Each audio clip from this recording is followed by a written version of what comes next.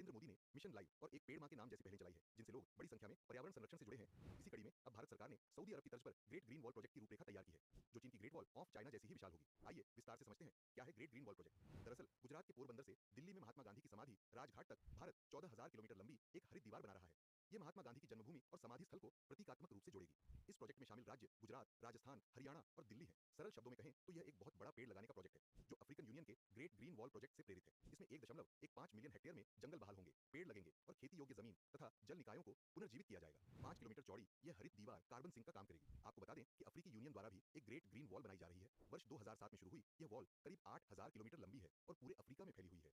भारत का यह प्रोजेक्ट इसी से प्रेरित है। वहीं इस प्रोजेक्ट में आने वाली लागत की बात करें तो ग्रेट ग्रीन वॉल प्रोजेक्ट पर लगभग 75,000 करोड़ रुपए का खर्च आने का अनुमान है। इसके लिए केंद्र 78%, राज्य 20% और अंतर्राष्ट्रीय एजेंसियां 2% फंड देंगी। इसे वर्ष 2027 तक पूरा करने का लक्ष्य रखा गया है। आपको बता दें कि यह प्रोजेक्ट भारत के वर्ष 2030 तक 25 मिलियन हेक्टेयर बंजर भूमि को बहाल करने के लक्ष्य के साथ मेल खाता है। भारत के लिए क्यों जरूरी है यह परियोजना?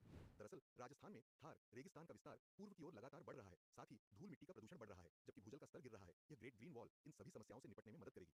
चूंकि अरावली पर्वत श्रृंखला इस प्रोजेक्ट में बहुत अहम है, यह थार रेगिस्तान और उत्तरी मैदानों के बीच एक प्राकृतिक दीवार का काम करती है। इस प्रोजेक्ट से अरावली को फिर से हरा भरा करके पूरे क्षेत्र का पर्यावरण संतुलन बना रहेगा।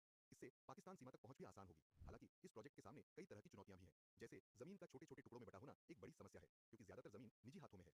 इसलिए हरित दीवार के लिए एक साथ जुड़ी हुई जमीन मिलना इतना आसान नहीं होगा। इसके अलावा इस प्रोजेक्ट के लिए केंद्र सरकार और राज्य सरकारों के कई विभागों को साथ मिलकर काम करना होगा, जबकि सभी संबंधित लोगों को एक साथ काम करने के लिए राजी करना भी एक बड़ी चुनौती है। क्या आप इस आसान सवाल का जवाब दे सकते हैं? प्रश्न है, अरावली पर्वत श्रृंखला की दिशा मुख्य रूप से दक्षिण पश्चिम से उत्तर पूर्व तक है, इसका क्या प्रभाव पड़ता है? ए, ये थार मरुस्थल को पूर्व की ओर फैलने से रोकती है। बी, ये भारत और पाकिस्तान के बीच प्राकृतिक सीमा बनाती है। सी, ये दक्षिणी भारत में मानसून को प्रभावित करती है।